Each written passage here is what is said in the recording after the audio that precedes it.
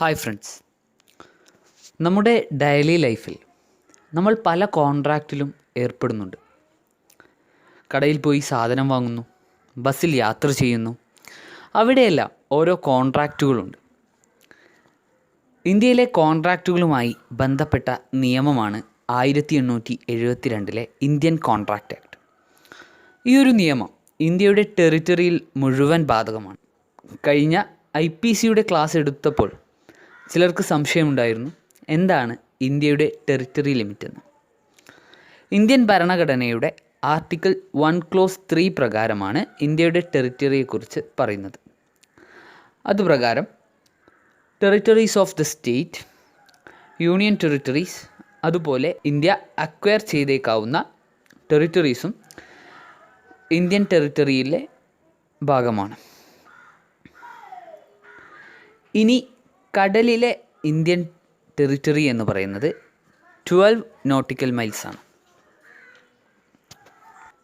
Indian contract act നിലവിൽ വന്നത് 1872 September 1 അപ്പോൾ നമുക്കൊരു കോൺട്രാക്റ്റ് എന്താണെന്ന് നോക്കാം. ഇന്ത്യൻ കോൺട്രാക്റ്റ് ആക്ടിൻ്റെ സെക്ഷൻ 2 ക്ലോസ് H പ്രകാരമാണ് കോൺട്രാക്റ്റിനെ ഡിഫൈൻ ചെയ്തിരിക്കുന്നത്. അതുപ്രകാരം an agreement enforceable by law is a contract, അഥവാ നിയമസാധുതയുള്ള ഒരു എഗ്രിമെൻറ്റിനെയാണ് കോൺട്രാക്റ്റ് എന്ന് പറയുന്നത്. അപ്പോൾ കോൺട്രാക്റ്റ് എന്ന് പറയുന്നത് ലീഗൽ ഒബ്ലിഗേഷനുള്ള ഒരു എഗ്രിമെൻറ്റിനെയാണ് എന്നാണ് നമ്മൾ പറഞ്ഞത്. അപ്പോൾ ഒരു കോൺട്രാക്റ്റിൻ്റെ എസെൻഷ്യൽ എലമെൻറ്റ്സ് എന്തെല്ലാമാണ്? 1 ആൻ എഗ്രിമെൻറ്റ്, 2 ലീഗൽ ഒബ്ലിഗേഷൻ. 3 തരത്തിലുള്ള കോൺട്രാക്റ്റുകളാണ് ഉള്ളത്: valid contract, voidable contract and void contract. ആദ്യമായി നമുക്കൊരു വാലിഡ് കോൺട്രാക്റ്റ് എന്താണെന്ന് നോക്കാം. ഒരു വാലിഡ് കോൺട്രാക്റ്റ് എന്ന് പറയുന്നത് നിയമസാധുതയുള്ള ഒരു എഗ്രിമെൻറ്റിനെയാണ്. അപ്പോൾ ഒരു എഗ്രിമെൻറ്റ് ലീഗലി എൻഫോഴ്സിബിൾ ആകണമെങ്കിൽ ഒരു വാലിഡ് കോൺട്രാക്റ്റിന് വേണ്ട എല്ലാ എലമെൻസും അതിൽ പ്രസൻ്റ് ആയിരിക്കണം. രണ്ടാമതായി നമ്മൾ പറഞ്ഞത് വോയിഡബിൾ കോൺട്രാക്റ്റ്. ഇന്ത്യൻ കോൺട്രാക്റ്റ് ആക്ടിൻ്റെ സെക്ഷൻ I പ്രകാരമാണ് ഒരു എഗ്രിമെൻറ്റിൻ്റെ നിയമസാധുത ഒന്നോ അല്ലെങ്കിൽ അതിലധികമോ പാർട്ടിയുടെ തീരുമാനം പോലെയും അതുപോലെ മറ്റുള്ളവരുടേതല്ലാതിരിക്കുകയും ചെയ്യുന്ന സാഹചര്യത്തിലുള്ള കോൺട്രാക്റ്റിനെയാണ് വോയിഡബിൾ കോൺട്രാക്റ്റ് എന്ന് പറയുന്നത്. ഒരു കോൺട്രാക്റ്റിൽ ഒരു പാർട്ടിയുടെ കൺസെൻറ്റ് കൊയേഷൻ്റെയോ അൺഡു ഇൻഫ്ലുവൻസിൻ്റെയോ മിസ്റെപ്രസെൻറ്റേഷൻ്റെയോ അതോ ഫ്രോഡോ ആയി ഒബ്റ്റെയിൻ ചെയ്യുന്ന സാഹചര്യത്തിലാണ് കോൺട്രാക്റ്റ് വോയിഡബിൾ ആക്കാറ്. ഈ സാഹചര്യത്തിൽ ആരുടെ കൺസെൻ്റാണോ അങ്ങനെ ഒബ്റ്റെയിൻ ചെയ്തത് അവർക്ക് ആ കോൺട്രാക്റ്റ് നിയമപരമല്ലാതാക്കാൻ സാധിക്കും. അതാണ് നമ്മൾ ഡെഫിനിഷൻ പറഞ്ഞപ്പോൾ ആ എഗ്രിമെൻറ്റിൻ്റെ നിയമസാധുത ഒന്നോ അല്ലെങ്കിൽ അതിലധികം പാർട്ടീസിൻ്റെ തീരുമാനം പോലെയാകും എന്ന് പറഞ്ഞത്. അപ്പോൾ നമുക്ക് വോയിഡബിൾ കോൺട്രാക്റ്റിന് ഒരു എക്സാമ്പിൾ നോക്കാം. ഒരു വ്യക്തി മറ്റൊരു വ്യക്തിയോട് പറയുന്നു, അയാളുടെ സ്കൂട്ടർ 2000 രൂപയ്ക്ക് തനിക്ക് വിറ്റില്ലെങ്കിൽ കൊന്നുകളയുമെന്ന്. അതിൻ്റെ ഫലമായി ആ വ്യക്തി സ്കൂട്ടർ വിൽക്കുകയും ചെയ്യുന്നു. എന്നാൽ ആ കോൺട്രാക്റ്റ് കൊയേഷൻ്റെ ഫലമായി ഉണ്ടായതായതിനാൽ ആ കോൺട്രാക്റ്റ് ആ വ്യക്തിയുടെ ഓപ്ഷൻ പ്രകാരം വോയിഡബിൾ ആയിരിക്കും. അതായത് അയാൾക്ക് തീരുമാനിക്കാം ആ കോൺട്രാക്റ്റിന് നിയമസാധുത നൽകണോ എന്ന്. കോൺട്രാക്റ്റ് വോയിഡബിൾ ആകുന്ന ചില സിറ്റുവേഷൻസ് കൂടി ഇന്ത്യൻ കോൺട്രാക്റ്റ് ആക്ടിന് കീഴിൽ പറയുന്നുണ്ട്.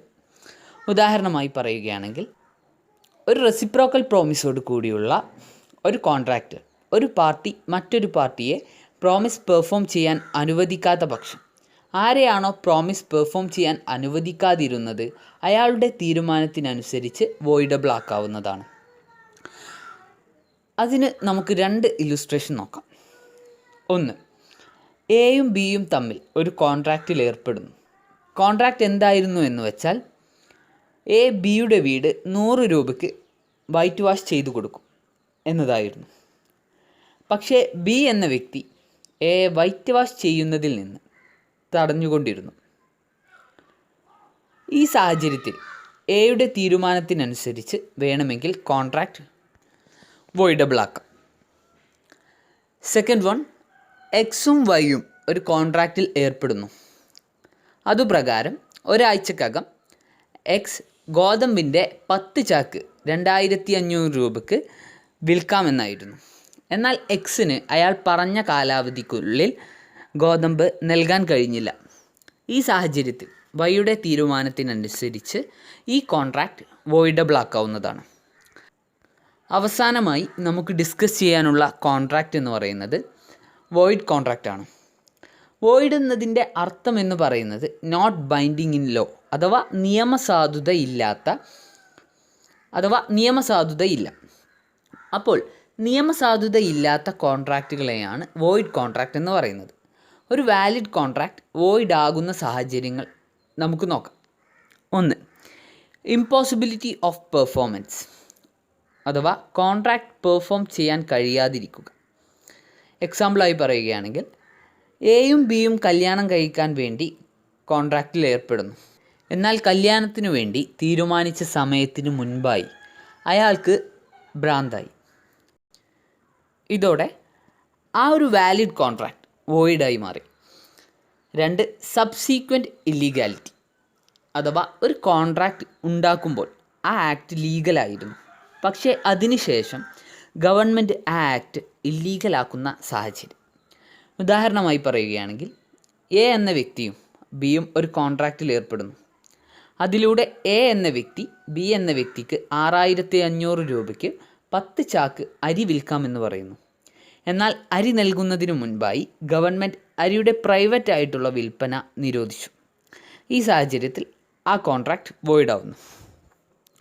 മൂന്നാമതായിക്കൊണ്ട് repudiation of a voidable contract. ഇതിൽ ഒരു വോയിഡബിൾ കോൺട്രാക്റ്റ് വോയിഡ് ആവുന്ന സാഹചര്യമാണ് പറയുന്നത്. ഒരു വോയിഡബിൾ കോൺട്രാക്റ്റിൽ ആരുടെ കൺസെൻ്റ് ആണോ ഫ്രീ അല്ലാതിരുന്നത് അയാൾ ആ കോൺട്രാക്റ്റ് നിരസിക്കുന്ന പക്ഷം അത് വോയിഡ് ആവും. ഉദാഹരണമായി പറയുകയാണെങ്കിൽ എം എന്ന വ്യക്തി കെ എന്ന വ്യക്തിയുടെ മകനെ കൊല്ലും എന്ന് ഭീഷണിപ്പെടുത്തിക്കൊണ്ട് കെ എന്ന വ്യക്തിയിൽ നിന്നും 3 ലക്ഷം രൂപ വില വരുന്ന കാർ 10,000 രൂപയ്ക്ക് വാങ്ങുന്നു. ഈ ഒരു കോൺട്രാക്റ്റ് കൊയേഷൻ്റെ റിസൾട്ടായിക്കൊണ്ട് ഫോം ചെയ്തതാണ്. അതുകൊണ്ട് തന്നെ ഈ കോൺട്രാക്റ്റ് കെയുടെ തീരുമാനത്തിനനുസരിച്ച് വോയിഡബിൾ ആണ്. അതായത് കെക്ക് വേണമെങ്കിൽ ആ കോൺട്രാക്റ്റ് നിലനിർത്തുകയോ റിജക്റ്റ് ചെയ്യുകയോ ചെയ്യാം. ആ കോൺട്രാക്റ്റ് നിരസിക്കുന്ന അല്ലെങ്കിൽ റിജക്റ്റ് ചെയ്യുന്ന പക്ഷം ആ വോയിഡബിൾ കോൺട്രാക്റ്റ് വോയിഡ് ആവും. ഇനി നാലാമതായി, ഭാവിയിൽ ഒരു കാര്യം ചെയ്യാമെന്നോ ചെയ്യാതിരിക്കാമെന്നോ പറഞ്ഞ് ഒരു കോൺട്രാക്റ്റിൽ ഏർപ്പെടുന്നു. എന്നാൽ അത് അസാധ്യമാകുന്ന പക്ഷം ആ കോൺട്രാക്റ്റ് വോയിഡ് ആവുന്നു. എക്സാമ്പിൾ, ബി സിയെ കല്യാണം കഴിക്കുകയാണെങ്കിൽ 1000 രൂപ ലോൺ നൽകുന്നതായിരിക്കുമെന്ന് പറഞ്ഞ് എ ബിയുമായി കോൺട്രാക്റ്റിൽ ഏർപ്പെടുന്നു. എന്നാൽ സി കല്യാണത്തിനു മുൻപേ മരണപ്പെടുന്നു. അതിനാൽ കോൺട്രാക്റ്റ് വോയിഡുമാകുന്നു. അപ്പോൾ നമ്മൾ ഡിസ്കസ് ചെയ്തത് ഒരു വാലിഡ് കോൺട്രാക്റ്റ് വോയിഡ് ആവുന്ന കേസസ് ആയിരുന്നു. അപ്പോൾ നമ്മൾ 4 കേസസാണ് ഡിസ്കസ് ചെയ്തത്. അപ്പോൾ അവ ഏതെല്ലാമാണെന്ന് നമുക്കൊന്നുകൂടി നോക്കാം. 1. ഇമ്പോസിബിലിറ്റി ഓഫ് പെർഫോമൻസ് അഥവാ കോൺട്രാക്റ്റ് പെർഫോം ചെയ്യാൻ കഴിയാതിരിക്കുന്ന അവസ്ഥ. 2. സബ്സീക്വൻറ്റ് ഇല്ലീഗാലിറ്റി അഥവാ ഒരു കോൺട്രാക്റ്റ് ഉണ്ടാക്കുമ്പോൾ ആ ആക്ട് ലീഗലായിരുന്നു, പക്ഷേ അതിനുശേഷം ഗവൺമെൻറ് ആ ആക്ട് ഇല്ലീഗലാക്കുന്ന സാഹചര്യം. 3. Repudiation of a voidable contract. ഇതിലൊരു വോയിഡബിൾ കോൺട്രാക്റ്റിനെ വോയിഡ് ആക്കുന്ന സാഹചര്യത്തെക്കുറിച്ചാണ് പറയുന്നത്. ഇതിലൂടെ ഒരു വോയിഡബിൾ കോൺട്രാക്റ്റിൽ ആരുടെ കൺസെൻ്റ് ആണോ ഫ്രീ അല്ലാതിരുന്നത് അയാൾ ആ കോൺട്രാക്റ്റ് നിരസിക്കുന്നതിനെയാണ് റെപ്യൂഡിയേഷൻ ഓഫ് കോൺട്രാക്റ്റ് എന്ന് പറയുന്നത്. ഒരു വോയിഡബിൾ കോൺട്രാക്റ്റിൽ ആരുടെ കൺസെൻ്റ് ആണോ ഫ്രീ അല്ലാതിരുന്നത് അയാൾ ആ കോൺട്രാക്റ്റ് നിരസിക്കുന്ന പക്ഷം അത് വോയിഡ് ആവും. ഇതിനെയാണ് repudiation of a voidable contract എന്ന് പറയുന്നത്. 4. നമ്മൾ ഡിസ്കസ് ചെയ്തത് ഭാവിയിൽ ഒരു കാര്യം ചെയ്യാമെന്നോ ചെയ്യാതിരിക്കാമെന്നോ പറഞ്ഞ് ഒരു കോൺട്രാക്റ്റിൽ ഏർപ്പെടുന്നു. എന്നാൽ അത് അസാധ്യമാവുന്ന പക്ഷം ആ കോൺട്രാക്റ്റ് വോയിഡ് ആവുന്നു. അപ്പോൾ നമ്മൾ ഇതുവരെ എന്തൊക്കെ ഡിസ്കസ് ചെയ്തു? എന്താണ് ഇന്ത്യൻ കോൺട്രാക്റ്റ് ആക്ട് എന്ന് പറഞ്ഞു, അതുപോലെ എന്താണ് ഒരു കോൺട്രാക്റ്റ് എന്ന് പറയുന്നത്, അതുപോലെ ഏതൊക്കെ വിധത്തിലുള്ള കോൺട്രാക്റ്റുകളുണ്ട് എന്നും പറഞ്ഞു.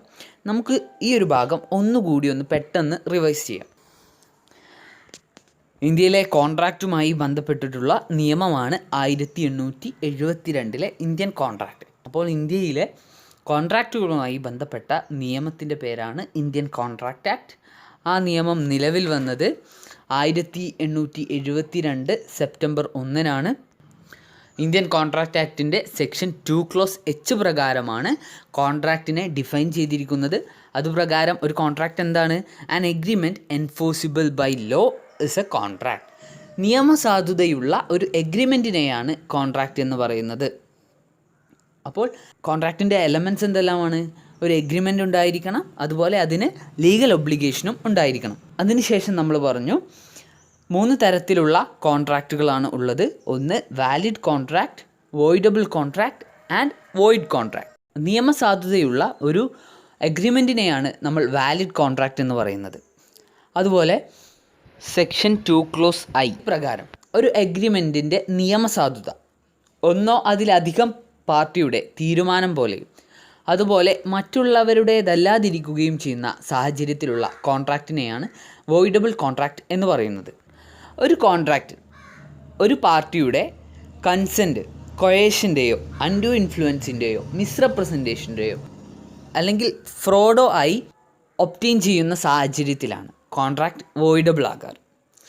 ഈ സാഹചര്യത്തിൽ ആരുടെ കൺസെൻ്റ് ആണോ അങ്ങനെ ഒബ്റ്റെയിൻ ചെയ്തത് അവർക്ക് ആ കോൺട്രാക്റ്റ് നിയമപരമല്ലാതാക്കാൻ സാധിക്കും. അതുപോലെ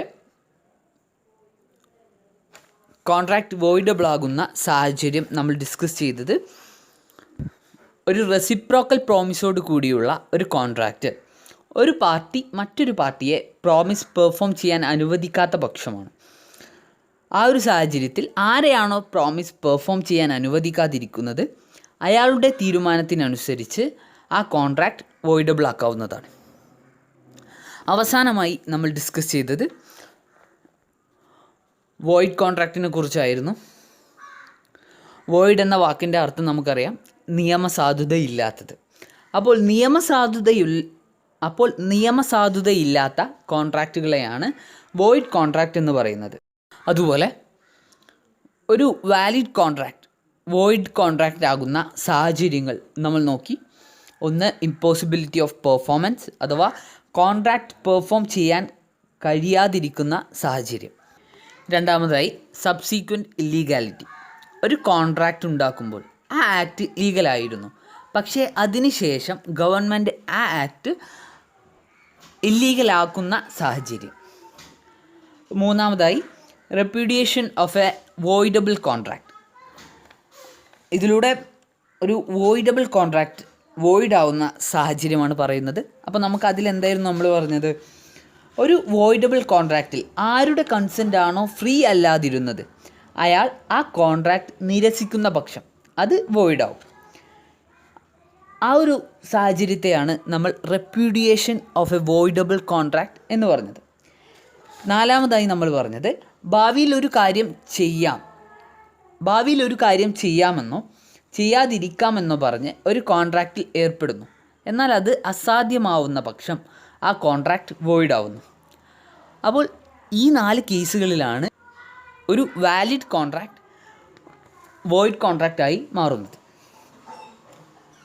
ഇനി നമുക്ക് ഡിസ്കസ് ചെയ്യാനുള്ളത് ഒരു വാലിഡ് കോൺട്രാക്റ്റിൻ്റെ എസെൻഷ്യൽ എലമെൻറ്റ്സ് എന്തെല്ലാമാണ് എന്നാണ്.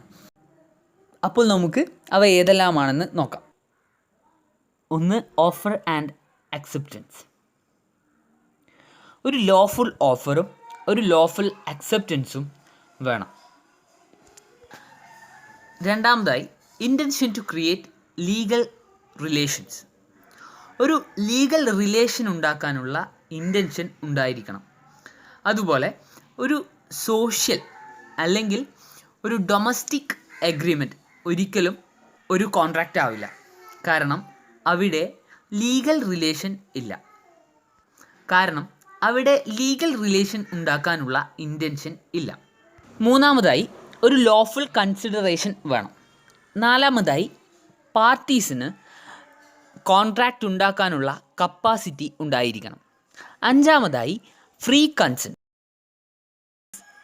കോൺട്രാക്റ്റിലെ പാർട്ടീസ് ഈ ഒരു കോൺട്രാക്റ്റിൽ ഫ്രീ കൺസെൻറ്റോട് കൂടിയായിരിക്കണം പാർട്ടിസിപ്പേറ്റ് ചെയ്യുന്നത്. ആറാമതായി ലോഫുൾ ഒബ്ജക്റ്റ്. ഏത് ഒബ്ജക്റ്റിന് മേലാണോ കോൺട്രാക്റ്റ് ഉണ്ടാക്കുന്നത് ആ ഒബ്ജക്റ്റ് ലോഫുൾ ആയിരിക്കണം. ഏഴാമതായി possibility of performance. Contract perform ചെയ്യാൻ സാധിക്കുന്നതായിരിക്കണം. എട്ടാമതായി നോട്ട് എക്സ്പ്രസ്ലി ഡിക്ലെയർഡ് വോയിഡ്. ഈ ഒരു കോൺട്രാക്റ്റ് വോയിഡായിട്ട് എവിടെയും പറഞ്ഞിട്ടുണ്ടാവാൻ പാടില്ല. അപ്പോൾ നമ്മൾ 8 എലമെൻറ്റ്സ് ആണ് പറഞ്ഞത്. ഏതൊക്കെയാണ്? 1, ഓഫറും അക്സെപ്റ്റൻസും ഉണ്ടായിരിക്കണം. 2, ഒരു ലീഗൽ റിലേഷൻ ഉണ്ടാക്കാനുള്ള ഇൻറ്റൻഷൻ ഉണ്ടായിരിക്കണം. 3-മതായി ലോഫുൾ കൺസിഡറേഷൻ ഉണ്ടായിരിക്കണം. 4-മതായി പാർട്ടികൾക്ക് ഒരു കോൺട്രാക്റ്റിൽ പങ്കെടുക്കാനുള്ള കപ്പാസിറ്റി ഉണ്ടായിരിക്കണം. 5, ഫ്രീ കൺസെൻറ്റോട് കൂടിയായിരിക്കണം പാർട്ടീസ് ഒരു കോൺട്രാക്റ്റിൽ പങ്കെടുക്കുന്നത്. അതുപോലെ ലോഫുൾ ഒബ്ജക്റ്റിന് മേലായിരിക്കണം ഒരു കോൺട്രാക്റ്റ് ഉണ്ടാക്കുന്നത്. അതുപോലെ ഈ ഒരു കോൺട്രാക്റ്റ് പെർഫോം ചെയ്യാൻ സാധിക്കുന്നതായിരിക്കണം. അതുപോലെ ഈ ഒരു കോൺട്രാക്റ്റ് വോയിഡായി ഡിക്ലെയർ ചെയ്തിട്ടില്ലാതിരിക്കണം. അപ്പോൾ ഈ ഒരു ഭാഗം വളരെ കൃത്യമായി നമുക്ക് നോക്കേണ്ടതുണ്ട്. അപ്പോൾ ഇതിൽ നമ്മൾ പറഞ്ഞ 8 എസെൻഷ്യൽ എലമെൻറ്റ്സിനെയും നമുക്ക് ഓരോന്നായി എടുത്ത് പഠിക്കേണ്ടതുണ്ട്. അപ്പോൾ അവയെക്കുറിച്ച് വളരെ കൃത്യമായി വരും വീഡിയോസിൽ നമ്മൾ ഡിസ്കസ് ചെയ്യുന്നതാണ്. അപ്പോൾ ഈ ഒരു പാഠഭാഗം എല്ലാവർക്കും മനസ്സിലായി എന്ന് വിശ്വസിക്കുന്നു. Thank you.